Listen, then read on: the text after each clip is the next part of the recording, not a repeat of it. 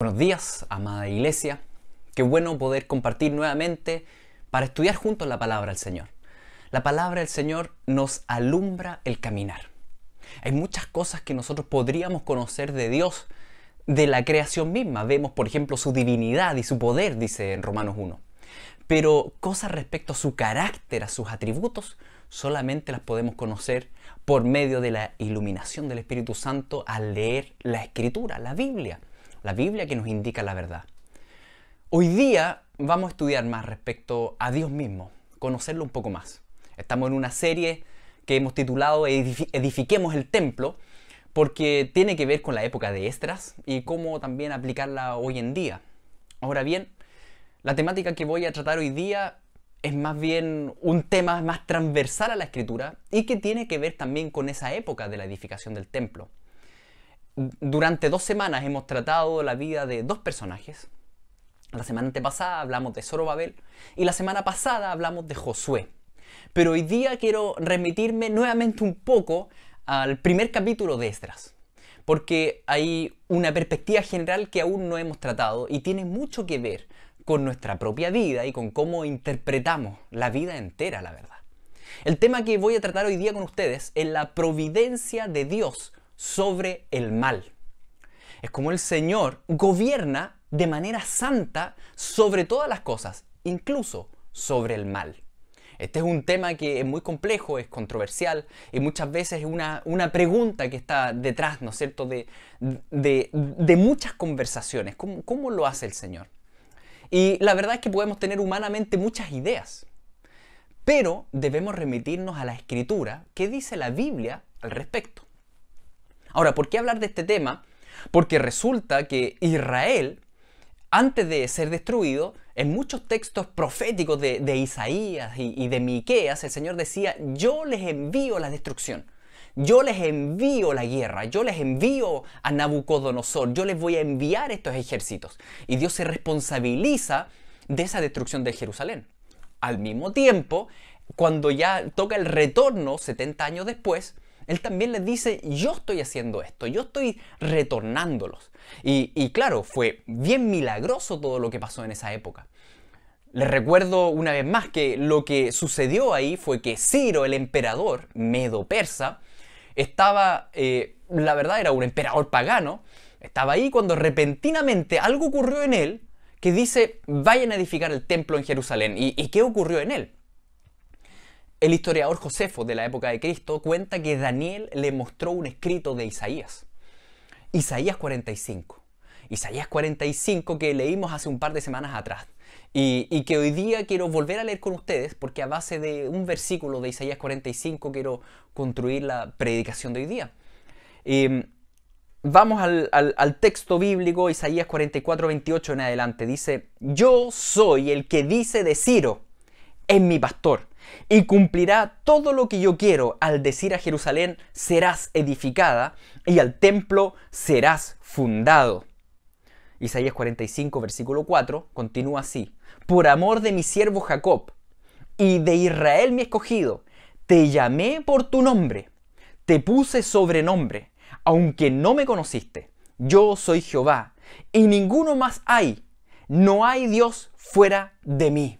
Fíjense, esta es una profecía bien impresionante, una profecía que, a ver, para contextualizarlos un poco, imagínense que alguien en el siglo XVIII, en la época de independencia de Chile, algún criollo escribe algo y menciona tu nombre y una misión que tú debes cumplir. Y te pone ahí en un texto antiguo que tú lo desentierras 200 años después y lees y te escribe a ti. ¿Cómo puede ser eso? Eso fue tan impresionante para Ciro, ¿no es cierto?, tan impresionante que lo vemos exclamar en Esdras capítulo 1, versículo 2: Jehová, el Dios de los cielos, me ha dado todos los reinos de la tierra y me ha mandado que le edifique casa a Jerusalén que está en Judá. Es decir, ¿qué despertó su espíritu? El Espíritu Santo por medio de su palabra. Fue su palabra la que llegó por la providencia divina, ¿no es cierto?, llegó ahí a Ciro, y Ciro es tocado con esto y dice: pero ¿cómo puede ser? Y dice: realmente este Dios es verdadero, Jehová me ha dado todos los reinos y Él me ha dado una labor, una misión, que es mandar a edificar nuevamente la casa de Dios en Jerusalén. La palabra de Dios lo penetró en este rey pagano y que creyó, y creyó en la palabra. El mismo Dios que hizo resplandecer la luz en las tinieblas es el que hace resplandecer la luz de Cristo y la luz de la palabra de Dios en nuestros corazones perdidos y entenebrecidos. Los dictámenes de Dios, mis queridos, siempre se cumplen. Siempre se cumplen. Cuando la voz de Dios truena en el salón del trono, como vemos en Apocalipsis, cuando truena la voz de Dios ahí, todos se detienen, todos escuchan, todos ejecutan inmediatamente los mandatos del Señor. Cuando la voz de Dios truena no hay nadie que se pueda resistir, ni el emperador del imperio más grande de la época, Ciro, el rey medo-persa. Así que tal como sigue el texto de Isaías 45, y que es donde me quiero centrar, continúa así. Dice, versículo 5 al 7, yo te ceñiré, le dice Dios a Ciro, aunque tú no me conociste, para que se sepa desde el nacimiento del sol hasta donde se pone que no hay más que yo Jehová, y ninguno más que yo, que formó la luz y creó las tinieblas, que hago la paz y creo la adversidad. Yo, Jehová, soy el que hago todo esto. Este es el texto central que quiero detenerme hoy día. Porque resulta que esto fue escrito en el año 700 a.C., 200 años antes de estos acontecimientos. 100 años después de Isaías, resulta que Dios envía a Nabucodonosor y a Babilonia para destruir Jerusalén. Y después, 70 años después, Dios mismo crea este corazón en Ciro para que Israel retornara. Y el Señor, ¿por qué lo dijo tanto tiempo antes? Para que a nadie, en realidad, para que a nadie le saltara una duda si esto es del Señor o no. No, Él dijo, esto lo hice yo, esto lo he diseñado yo. Yo mandé adversidad, yo mando paz. Yo soy el que crea y el que forma la luz, y yo soy el que crea las tinieblas. Yo soy el que hago la paz, y yo también soy el que crea la adversidad. Yo, Jehová, soy el que hago todo esto. Todo esto. ¿Qué texto más profundo, mis queridos? ¿Qué texto más complejo también? Necesitamos la guía del Señor para que Él nos dirija. Oremos antes de continuar esta palabra. Padre Santo, te damos gracias por tu palabra, que es verdad. Es verdad. Es lo único verdadero que tenemos aquí en la tierra. Es tu Santo Espíritu, es tu palabra, es Cristo. Por eso ayúdanos, Señor, a entender qué es lo que sale ahí. ¿Qué dice la Biblia de ti? Señor, danos la capacidad de poder comprender la Escritura y comprender tus atributos, comprender tu grandeza, comprender tu santidad. En el nombre de Jesús. Amén. Yo soy el que hago todo esto. El Señor no solo tiene una acción permisiva en la historia, una acción permisiva desde la pasividad, sino que Él tiene una acción activa en la historia. Textos como este que acabamos de leer en Isaías 45:7, donde Él dice, yo formo la luz y las tinieblas, la paz y la adversidad, textos de ese encontramos varios en la Biblia. Por ejemplo, en Deuteronomio 32, versículo 39, donde dice, ved ahora que yo soy, y no hay dioses conmigo. Yo hago morir y yo hago vivir. Yo hiero, yo sano, y no hay quien pueda librar de mi mano. Es decir, no es que Dios mire el futuro pasivamente como con un telescopio, ¿no es cierto? Mire el futuro y después diga las cosas que van a acontecer en el futuro. Más bien la Biblia nos habla de que Dios de hecho moldea la historia, de que Dios de hecho fabrica la historia, que Él dirige los acontecimientos. No es simplemente un preconocimiento donde Él mira pasivamente. Él la lleva a cabo activamente. Yo soy el que hiero, yo soy el que sano, yo soy el que creo la paz y la adversidad. Dios no es como Pilato, no sé si me explico, no es que se lava simplemente las manos y le atribuye la responsabilidad a otro. No es así. Dios sabe que al permitir la adversidad, Él en realidad crea la adversidad. El plan es de Él. Él sabe todo. En su providencia, Él opera activamente restringiendo o no restringiendo al mal. Y esa es una acción activa, que Él restrinja o no restrinja. Ahora, como este es un punto complejo, la verdad, y delicado, debemos primero asentar bases, ¿no es cierto? Asentar bases que son cruciales para entender el tema de la providencia de Dios sobre el mal. En primer lugar, debemos entender que el Señor es infinitamente, inmutablemente santo. Santo. Ese término es muy difícil de entender, porque por un lado implica que en Él realmente no hay maldad, no hay oscuridad, y Él es distinto a todo lo que nosotros conocemos. Hay varios versículos al respecto, se los leo. Santiago 1.13 dice: Dios no puede ser tentado por el mal, ni Él tienta a nadie. Primera Juan 1.5 dice: Dios es luz y no hay ninguna tiniebla en Él. Hebreos 6.18 dice: es imposible que Dios mienta. Y obviamente hay muchos pasajes más al respecto, pero en resumen podemos decir que Dios es santo. Tan santo que es el único atributo de todos los atributos de Dios que la Biblia lo afirma repitiéndolo 3 veces. La Biblia no dice que Dios es amor, amor, amor. La Biblia afirma que Dios es santo, santo, santo. Sí, la santidad tiene que ver con que en Él no hay ni una pizca de oscuridad o de maldad. Nada. Él ni siquiera es tentable, dice.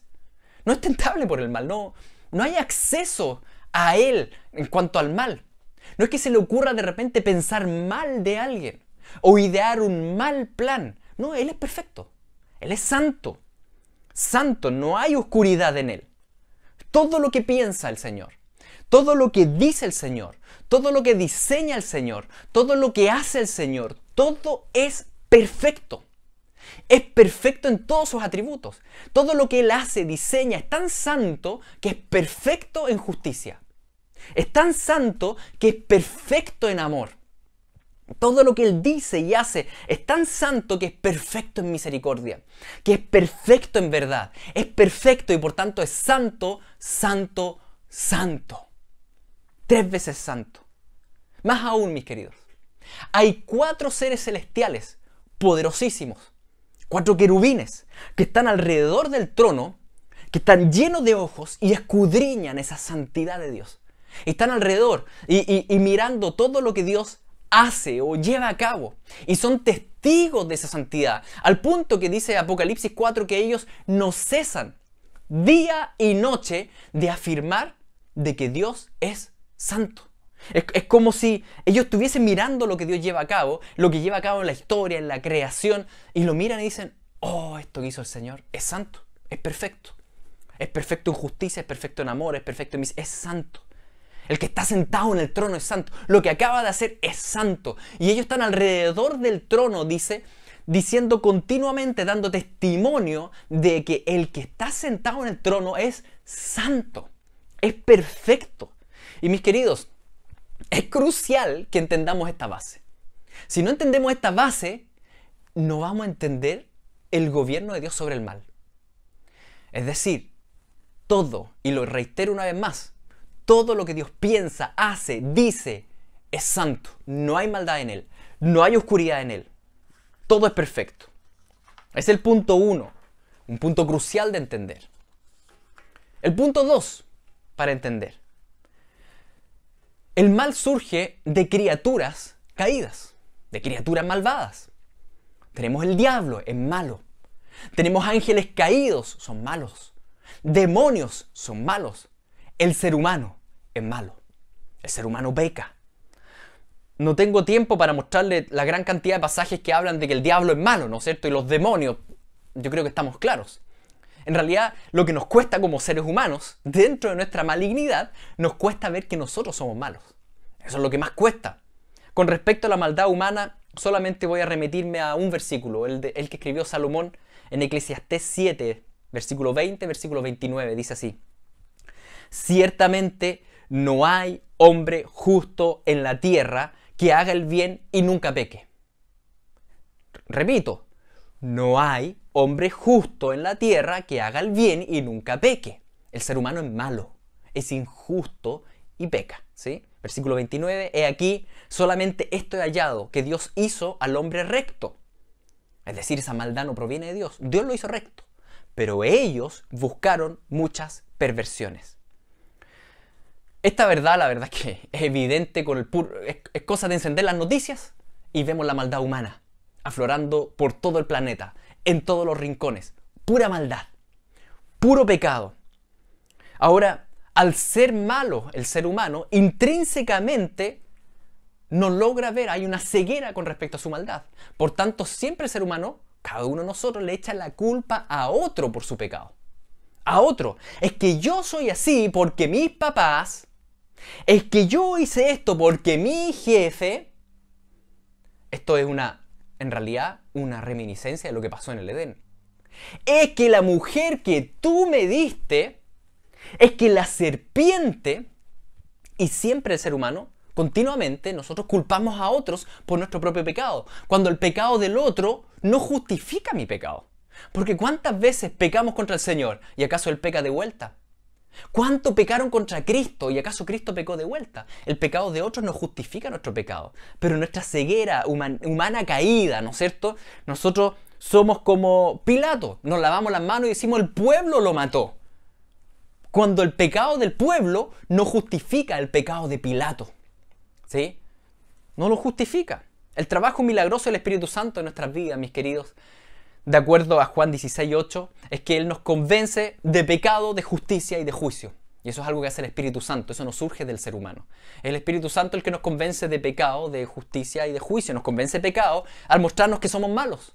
Él nos concede este arrepentimiento de, chuta, lo hice mal. Él también nos convence de justicia, nos convence de que hay un Dios que es bueno. Eso es algo que hace el Espíritu Santo. Hay un Dios que es bueno, que es justo. Y por tanto, acto seguido, nos convence de juicio. Porque si yo soy pecador y Dios es justo y hay una justicia, lo que sigue para mí es condenación. Él nos convence de juicio, Él nos convence de mi pecado, de la justicia de Dios y de juicio, de condenación de parte de Dios. Por tanto, esto es la imagen completa que tenemos que tener como base, como fundamento para hablar del gobierno de Dios sobre el mal. En primer lugar, Dios es santo y no hay maldad en Él. En segundo lugar, hay criaturas malas, hay criaturas caídas. Hay criaturas que se rebelan contra Dios. Entonces, ¿cómo gobierna Dios sobre el mal? Primero les voy a hacer las afirmaciones para luego dar la amplia prueba bíblica al respecto, ¿no es cierto?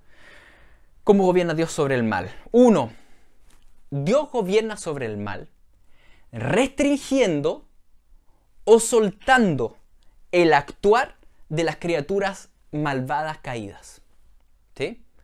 Él restringe o suelta, restringe menos, restringe más o restringe menos, o suelta, ¿no es cierto?, la maldad de las criaturas caídas, el actuar malvado de ellas. Primera afirmación. Segunda afirmación. Este restringir o soltar a las criaturas caídas va a ser de acuerdo a los propósitos santos y perfectos y justos y amorosos y misericordiosos del Señor. ¿Ya? El Señor entonces gobierna sobre el mal, restringiendo o soltando el actuar de las criaturas malvadas. Y ese restringir y soltar va a ser de acuerdo a sus propósitos santos. Vamos ahora a ejemplos bíblicos para que entendamos esto. Primer ejemplo, el ejemplo de Job, donde tenemos esto súper explícito. El diablo no puede tocar a Job. Job es un hombre que ha prosperado grandemente, es un hombre justo, dice. Y el Señor lo ha bendecido, el Señor lo tiene protegido. Y el diablo está restringido su acción sobre Job. Él no puede hacer nada. Job, capítulo 1, versículo 8 al 10. Y Jehová dijo a Satanás, ¿no has considerado a mi siervo Job, que no hay otro como él en la tierra, varón perfecto y recto, temeroso de Dios, apartado del mal? Respondiendo Satanás a Jehová, dijo, ¿acaso teme Job a Dios de balde? ¿No le has cercado alrededor de él y a su casa y todo lo que tiene? Dios le dice, ¿te has fijado en Job? Buen hombre. Y Satanás dice, cualquiera estaría así si lo proteges tanto. No tengo acceso a Job. Versículo 10. Al trabajo de sus manos, le dice el diablo a Dios, has dado bendición. Por tanto, sus bienes han aumentado sobre la tierra. Pero extiende ahora tu mano y toca todo lo que tiene y verás si no blasfema contra ti en tu misma presencia. Dijo Jehová a Satanás, He aquí, todo lo que tiene está en tus manos. Solamente no pongas tu mano sobre él. Y salió Satanás de delante de Jehová. Tenemos entonces que comparece esta criatura malvada, Satanás, ante el trono de Dios, el Dios Santo. Dios gobierna sobre el diablo. Dios restringe o suelta el accionar del diablo. El gobierno de Dios no son fuerzas equiparadas. No es que el bien y el mal son igual de fuertes. Para nada. Hay uno solo que gobierna y está en el trono. Y el que gobierna es santo. Y nadie le llega ni a los talones. Entonces tenemos esta criatura malvada, tal vez la más poderosa de las malvadas, Satanás, el querubín caído. Pero no puede hacer nada sin el permiso de Dios. Al punto que el diablo le dice, extiende ahora tu mano. El diablo desafía a Dios, al que está sentado en el trono, y le dice, extiende tu mano. ¿Por qué extender tu mano? Es un símbolo de un rey, de un emperador, que debe apuntar con el dedo o extender la mano para que se lleve a cabo una acción. Entonces el diablo dice, extiende tu mano como rey y yo lo voy a ejecutar. El diablo le dice a Dios, da la orden. Y Dios dice, ok, diablo, haz como quieras con él, pero lo restringe. Y le dice, afecta todo, pero no afectes su vida. ¿Sí? No afectes su salud. Después sí lo va a poder hacer, pero en ese momento lo restringe. Y Job fue arruinado. En un día él perdió todos sus bienes, incluso murieron todos sus hijos. Job fue arruinado. ¿De quién es la culpa? ¿Y de quién es la responsabilidad? Y separo esas dos palabras. Responsabilidad y culpa. ¿Quién es responsable aquí? Bueno, en primer lugar, es innegable que hay uno que está sentado en el trono y que extendió la mano. Y ese es Dios. Dios es responsable. Y eso lo dice explícitamente el texto. Eso lo dice explícitamente Job. Cuando más tarde él va a decir, ¿por qué habría de recibir de Dios solo el bien y no el mal? Job sabe que Dios es responsable. Esto lo dice el final del libro. Cuando Dios habla con Job y Dios nunca se quita la responsabilidad diciendo yo no fui. Dios soltó al diablo. Dios lo soltó. Por tanto, Dios es responsable. Ahora bien, ¿Dios es culpable de pecado? No. No es culpable de pecado. Porque el que quiso hacer maldad y el que llevó a cabo la maldad es el diablo. Del diablo proviene la maldad y el pecado. Dios no es culpable de mal, nunca. El diablo actuó deliberadamente mal, pensando en hacer mal a Job, destruyendo deliberadamente a Job. Entonces, fíjense, Dios es responsable porque dijo, anda, sí, extendió su mano, pero el diablo es el pecador y el culpable, no el Dios Santo. Entonces aquí la pregunta que surge es, ¿por qué Dios dejaría de restringir el actuar del diablo? ¿Por qué lo haría? ¿Por qué haría algo así? Y eso tiene que ver con el segundo punto que yo les había dicho del gobierno de Dios. Recuerden, el primer punto es que Dios gobierna sobre el mal, restringiendo o soltando el actuar de las criaturas malvadas. Ahora, ¿por qué restringe o suelta? ¿Cuándo hace qué? Y aquí está el segundo punto. Dios va a decidir cuándo soltar o restringir a las criaturas caídas según sus propósitos santos y perfectos. Por tanto, cuando Dios suelta al diablo como león rabioso sobre la vida de Job, su pensamiento no era de maldad o de oscuridad, sino que pensó bien hacia Job. Y eso lo vemos en la conclusión final del libro. La respuesta del libro va a ser esto, Job capítulo 42, versículo 12. Y bendijo Jehová el postrer estado de Job más que el primero. Dios quería bendecir a Job. Ahora, la mejor manera, dentro de su plan omnisciente y conociendo todos los factores, la mejor manera para bendecir más a Job era soltando al diablo. Y esto nos cuesta comprenderlo, pero la verdad es que fue lo mejor posible para Job. Y no solo para Job, para el mundo entero. Más aún, incluido para ti y para mí, que hoy día podemos analizar esta historia y podemos reflexionarla. Dios estimó que la mejor manera posible para bendecir más a Job era primero hacerlo pasar por pruebas. Era primero hacerlo pasar por aflicciones. Esa era la mejor manera posible para bendecir más a Job. Atención aquí, porque la idea de permitir aflicción en la vida de Job no fue primariamente del diablo, fue de Dios. Porque fíjense en el siguiente detalle. ¿Quién sacó a relucir en la conversación a Job? No fue el diablo. Fue Dios el que le dijo al diablo, ¿has visto a Job? Por tanto, el diablo siempre piensa hacia mal, hacia destruir, hacer pecar. Dios no, Dios siempre piensa hacia bien. Pero a veces, para que ocurra el mayor bien posible, es necesario soltar el mal a estas criaturas caídas. ¿En qué resultó esto? Un hombre justo y bendecido llamado Job resultó más justo aún y más bendecido aún, y con Job exclamando, de oídas, Señor, yo te había oído, mas ahora mis ojos te ven. Dios se reveló más aún a Job el verdadero bien que podemos tener. Dios bendijo a Job con mayor conocimiento de él, con mayor prosperidad, tuvo más hijos. Al soltar mal sobre Job resultó en un mayor bien. Y gloria a Dios por eso, por su inescrutable sabiduría. Y es gracias a ese gobierno providencial de Dios sobre el mal que nosotros podemos exclamar como hijos de Dios con plena confianza. Romanos 8:28. Sabemos que a los que aman a Dios, todas las cosas les ayudan a bien. Esto es, a los que conforme a su propósito son llamados. Sabemos que a los que aman a Dios, todas las cosas les ayudan a bien. Todas las cosas. ¿Cómo uno podría afirmar algo así? Solamente si tenemos una plena conciencia de que Dios gobierna sobre todo, incluso sobre el mal y las criaturas caídas. ¿Por qué ha soltado Dios en ocasiones el mal sobre tu vida? No porque Él sea malo. Él es santo. Es porque Él es bueno. Y Él ha querido bendecirte más aún, pero ha permitido pruebas y aflicciones. Él no simplemente, y quiero que entendamos esto, Él no simplemente ha mirado pasivamente. Ah, mira, el diablo la está afectando y lo está afectando, chuta, ya.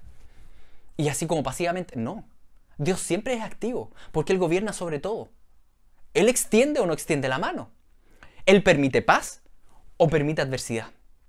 Ahora, ¿cuándo hace qué? ¿Cuándo restringe más al mal? ¿O cuándo lo suelta más? De acuerdo a sus propósitos que son santos, perfectos, justos, amorosos, misericordiosos. Dios quería bendecirte y quería bendecirte más y por eso permitió activamente el mal. Vamos a otro ejemplo famoso para que podamos ir digiriendo esto. El ejemplo de Pedro. En Lucas 22, 31, 32, Jesús dice lo siguiente. Le dice a Pedro, dijo también el Señor, Simón, Simón, he aquí Satanás los ha pedido para zarandearos como a trigo. Pero yo he rogado por ti, que tu fe no falte, y tú, una vez vuelto, confirma a tus hermanos.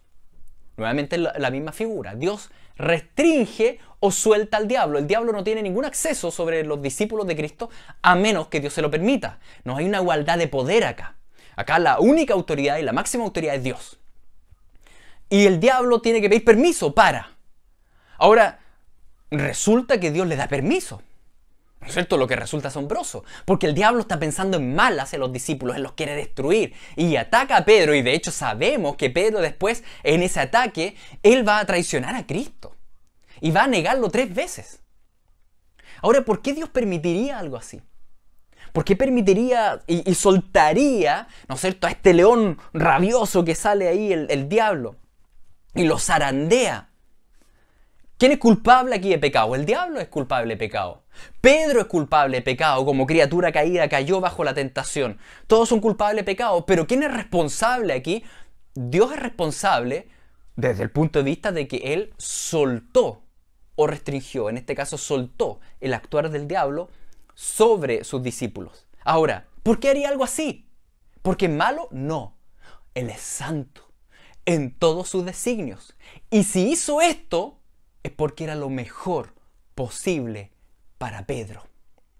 De hecho, a tal punto es el gobierno soberano de Dios sobre el mal, que Jesús le dice, mira, lo que yo pedí no es que no te zarandee, pedí que no decaiga tu fe. Más aún, cuando tú vuelvas, confirma a tus hermanos. Es decir, el Señor ya sabe en qué va a resultar esto. No lo va a pillar por sorpresa. El Señor sabe hasta dónde restringe el mal. Y Él dice, el mal te va a atacar, pero no te va a apartar de la fe. No vas a apostatar de la fe. Tú vas a volver. Y cuando tú vuelvas, confirma a tus hermanos. El Señor ya sabe todo el plan. El Señor sabe cómo va a resultar. El Señor sabía que Pedro lo iba a traicionar y sabía que iba a volver y se iba a arrepentir y sabía que iba a ser pilar en la iglesia. El Señor lo sabía. Ahora, entonces, ¿por qué permite esto? Fue necesario en la vida de Pedro. Fue necesaria esa humillación. Pedro, el autosuficiente, el que decía, no, yo muero por Cristo y yo sí. Era necesaria esa humillación en su vida. Por tanto, Dios diseñó eso en su soberanía activa y su gobierno sobre todas las cosas. Era necesario. Dios no permitió que a Pedro le faltara la fe y que se volviera un incrédulo o algo así. No, Él dice, tú vas a volver. Tú vas a afirmar a tus hermanos en la fe. Dios tiene pleno control sobre las adversidades y las tentaciones que te atacan. Dios tiene pleno control. Es por eso, mis queridos, por esa providencia de Dios sobre el mal y sobre Satanás y sobre los demonios que nosotros podemos afirmar lo que dice 1 Corintios 10:13, donde dice, fiel es Dios que no os dejará ser tentados más de lo que podéis resistir, sino que dará también juntamente con la tentación la salida para que podáis soportar. Este es un pasaje que muchas veces sabemos, pero habla de la providencia y el gobierno santo de Dios sobre el mal. Al punto que Él dice, Dios gobierna incluso a qué nivel tú vas a ser tentado o no. ¿Él tienta? No, Él no tienta. Él no tienta. Él solamente suelta o no suelta a las criaturas caídas, a los demonios o al diablo. Pero, ¿por qué Él soltaría o no soltaría? De acuerdo a sus planes y edictos santos y perfectos. ¿Por qué Dios permite que seamos tentados? Por motivos santos, Él lo permite. Pero Él pone límite, porque Él gobierna sobre todo. Entonces, cuando tú eres tentado, dos cosas, dice la Escritura. Si estás sufriendo bajo la tentación, dice, hay esperanza en lo siguiente. En primer lugar, en que Dios nunca te tienta a pecar. No hay maldad en Él. Hay esperanza en otra cosa más. El Señor restringe la tentación, dándote siempre salida para que no caigas en esa tentación. El Señor gobierna sobre el mal. El Señor gobierna sobre todas las cosas. Ese es nuestro consuelo. Pedro iba a ser el apóstol privilegiado que iba a dar el primer discurso de la iglesia, iba a estar lleno de milagros, necesitaba ser humillado. Fue un plan santo de parte del Señor. Mis queridos, Dios no juega al ajedrez. ¿Saben por qué no juega? Porque Él ya sabe todas las jugadas. Él sabe todas las consecuencias posibles. Por tanto, nada es un juego para Él. De acuerdo a lo que vemos en la Escritura, solamente la historia avanza en un continuo, imparable, en su plan eterno, perfecto, de los designios santos de Dios. No es un juego. Esto va avanzando de acuerdo al plan de Dios, que es santo, que es perfecto. Todo está bajo su control, santo y perfecto. Y gloria al Señor por eso. Él ha permitido también, por lo mismo, humillaciones o caídas en nuestras propias vidas. Sí, lo permite. No porque piense mal contra nosotros, no. Al revés, es porque piensa bien y nos guarda. El Señor tiene diseñado un camino para ti, es el mejor camino posible. Solamente que sus caminos son mucho más altos que nuestros caminos. Tanto como el cielo sobre la tierra. Y resulta que el cielo está infinitamente sobre la tierra. Así de altos son sus pensamientos comparados con los nuestros. Gloria al Señor por eso. Vamos a otro ejemplo. El ejemplo de José. Los hermanos de José cometieron un crimen horrible. Los vendieron como esclavo. Los vendieron como esclavo. Le mienten al papá, le dicen que una bestia por ahí lo azotó. ¿Cómo comprendemos esto? En Proverbios 21:1 dice que Dios tiene los corazones en su mano, incluso el corazón de los reyes, y los inclina a donde Él quiere. ¿Cómo funciona esto? Romanos 1 dice que Dios restringe o suelta a las personas en sus propios deseos carnales. Es lo que les mencionaba. O restringe o suelta. En Romanos 1, 24, 26 y 28 dice esto. Dice, por lo cual también Dios los entregó a la inmundicia en las concupiscencias de sus corazones. Por esto Dios los entregó a pasiones vergonzosas. Dios los entregó a una mente reprobada para hacer cosas que no convienen. Es decir, Dios tiene los corazones de las personas en sus manos. Y el ser humano es malo, malo, malo. Y Dios siempre lo sujeta. Él restringe la maldad incluso en el ser humano. Pero cuando Dios quita la mano, esa maldad se va a pique. Inmediatamente el ser humano hace lo peor posible. Entonces cuando Dios suelta a alguien, Dios no peca. Porque Él solamente suelta a alguien con propósitos santos y eternos. Pero esa persona que es soltada, peca, cae. Porque en su condición caída siempre va al peor mal posible. Mis queridos, nuestra tendencia al mal es profunda. Y tan mal, tan profundo, que nunca nos quedamos con un pecado. Si le damos permiso, no nos quedamos con un pecado hasta por ahí nomás. No. Siempre vamos a llevar el pecado a la máxima aberración posible. Si tú partes viendo un poquito de pornografía y le das permiso a eso, tú vas a terminar viendo inmundicias pero terribles. ¿Por qué? Porque siempre la carne caída quiere ir a lo más malo posible. Entonces, darle un poco permiso es nefasto. Por tanto, mis queridos, no dejemos de luchar contra el pecado. No le demos espacio a la carne. No le demos espacio. Entonces tenemos aquí a los hermanos de José. ¿Quién fue el responsable de toda la historia de José?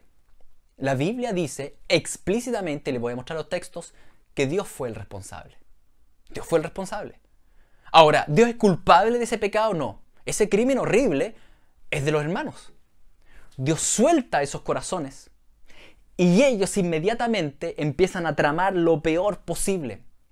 Al punto que venden a su hermano como esclavo. Ellos idearon el mal, ellos pensaron mal y Dios pensó bien. ¿Pero qué pensó Dios? ¿Qué hizo con esto? Analicemos las mismas palabras de José. Después de 2-3 décadas de reflexión. Esta es su conclusión. Génesis 45, versículo 7. Y Dios me envió delante de vosotros para preservaros posteridad sobre la tierra y para daros vida por medio de gran liberación. Esta es la reflexión de José. Esto no es algo que hicieron los hermanos, dice él. Dios me envió. Dios me envió. Por eso él soltó a mis hermanos, a sus propias concupiscencias. Dios lo hizo. Dios es responsable, pero en un plan santo y perfecto. Él no peca, Él no tiene maldad, Él es responsable, pero Él no es culpable de pecado. Nunca.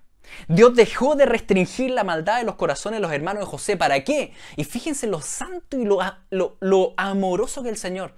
Para salvarlos a ellos mismos. Imagínense. Estos seres humanos malignos que van a vender a su hermano, Dios los suelta porque estaba pensando bien hacia los mismos hermanos. Porque Él quería salvarlos en un futuro de una hambruna que venía en un par de años más.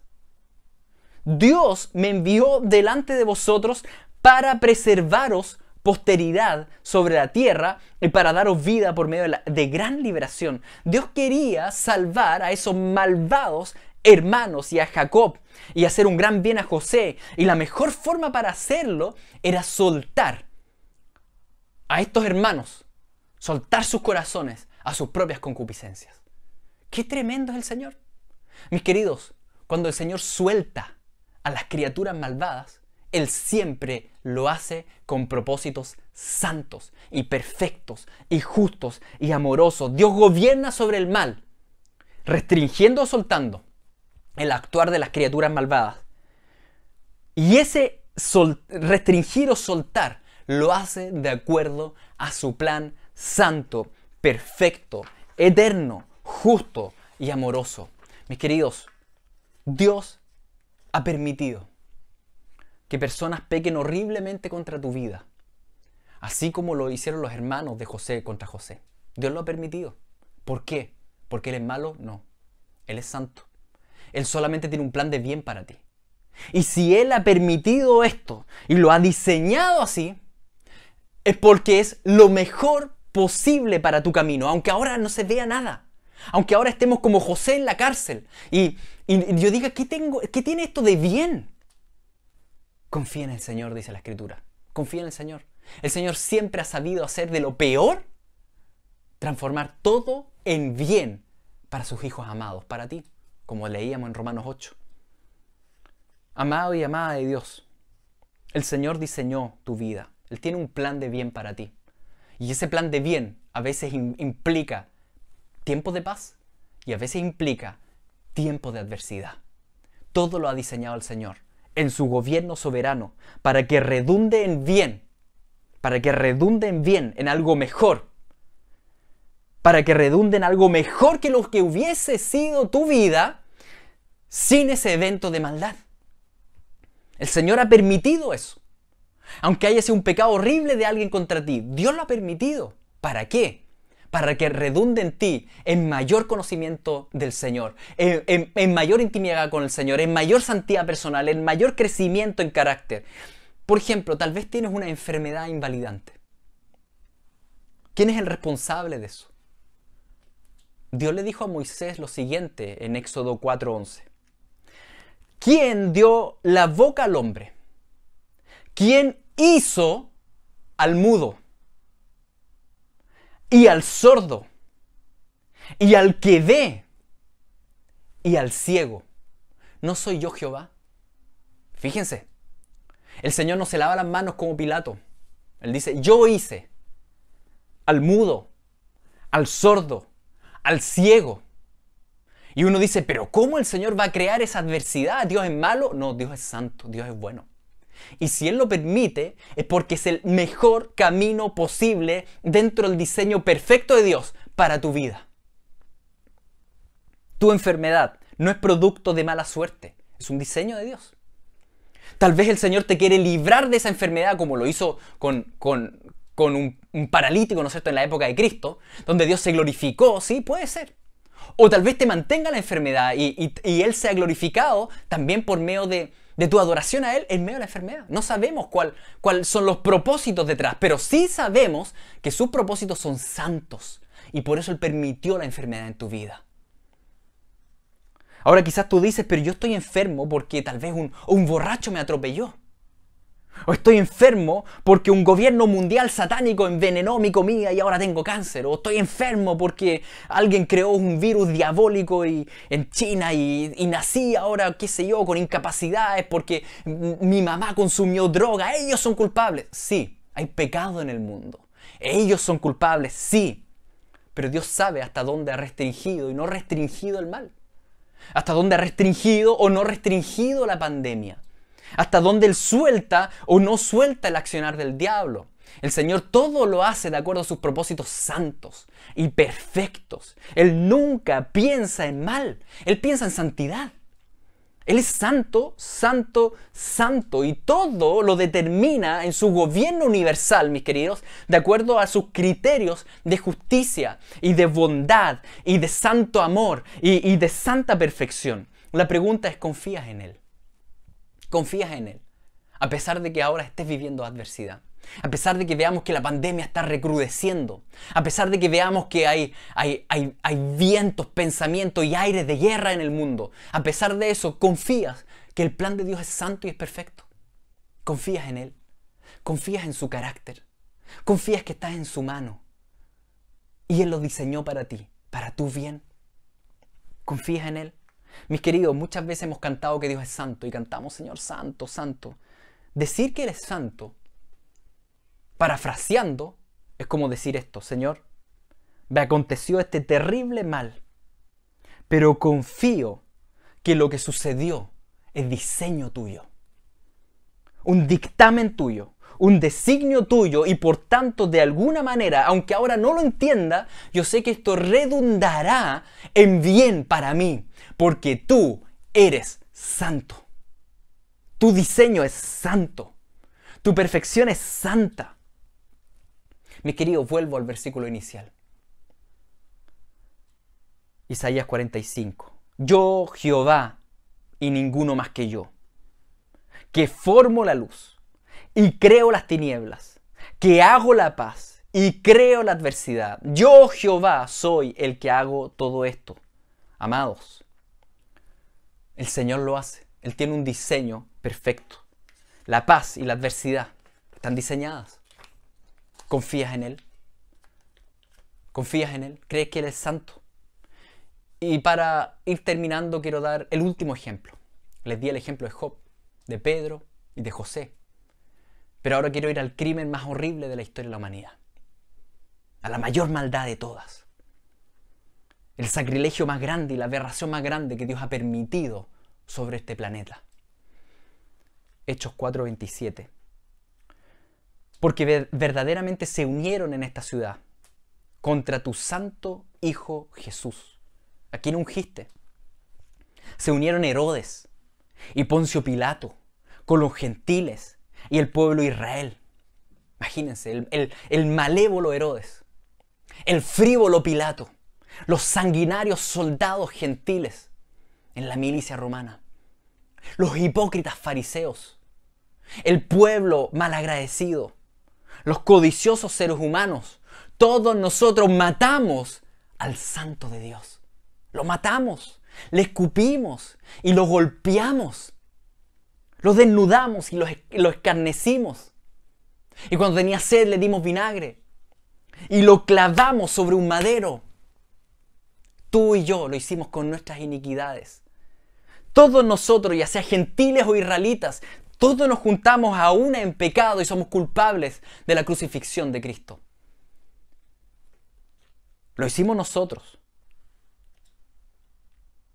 Hechos 4:27, lo leo otra vez.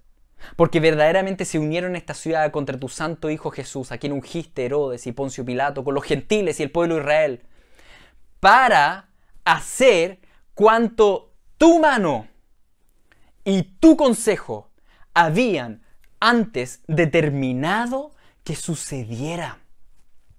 Mis queridos, ese crimen, el más horrible de todos, había sido determinado. Había sido un edicto eterno en este pacto de redención que hizo la Trinidad. Había sido determinado y había sido con la mano extendida del Padre y del Consejo Trinitario. Mis queridos, ese crimen horrible, el más horrible de todos, tampoco escapó del gobierno soberano de Dios. No escapa nada del plan soberano de Dios. Nada. No escapa nada de su control perfecto. Dios fue responsable, aunque no culpable de pecado. Pero sí fue plan de Dios. ¿Por qué? ¿Cómo puede permitir el crimen más horrible de todos?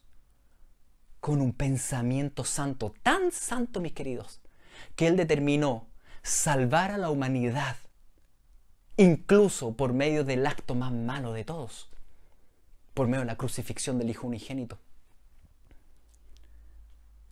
Tanto amó Dios al mundo que dio a su Hijo unigénito. Dios lo dio. Fue la mano de Dios. Fue el consejo de Dios determinado que esto sucediera. ¿Por qué? Porque Dios tenía un diseño de santidad. Que el mayor bien de todos viniera a base del mayor mal de todos. Para que en todo Dios sea glorificado en su soberanía, en su providencia, en su santidad. Mis queridos, el perdón más grande de todo vino por medio del acontecimiento más pecaminoso de todos. La luz más gloriosa de la santidad de Dios brilló en el punto más oscuro de la historia de la humanidad, en la sabiduría de Dios.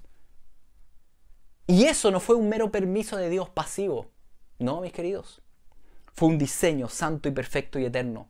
Como dice 1 Pedro 1:19, la sangre preciosa de Cristo, como de un cordero sin mancha y sin contaminación, ya destinado desde antes de la fundación del mundo, pero manifestado en los postreros tiempos por amor de ustedes. Fue un diseño desde antes de la fundación del mundo.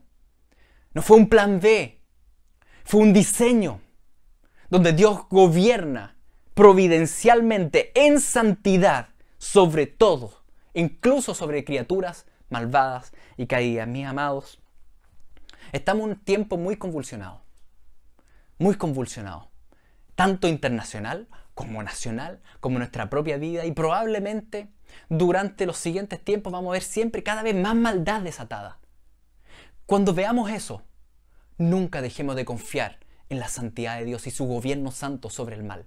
El Señor restringe o suelta, y si Él suelta es porque Él tiene un plan santo y debemos confiar en Él. No desconfíes del Señor, confía en Él, descansa en Él. Él sabe lo que está haciendo. Por favor, amados, mastiquemos esto.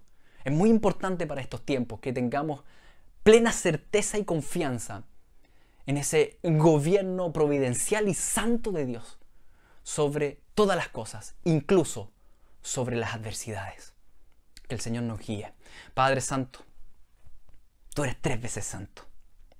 A ti te alabamos. A ti te alabamos y en este día confiamos en ti. Cuando vemos la cruz de Cristo, vemos tu gobierno sobre todas las cosas, incluso sobre un malvado Herodes, sobre un Pilato, sobre un Sanedrín, sobre incrédulos. Señor, fue tu mano, aunque ellos pecaron, pero tú soltaste, Señor, de acuerdo a tu edicto, de acuerdo a tu plan. Señor, confiamos en tu diseño, que lo que tú has permitido en nuestra vida no es fortuito, no es azaroso, es lo mejor posible para nosotros, aunque hoy día no lo veamos.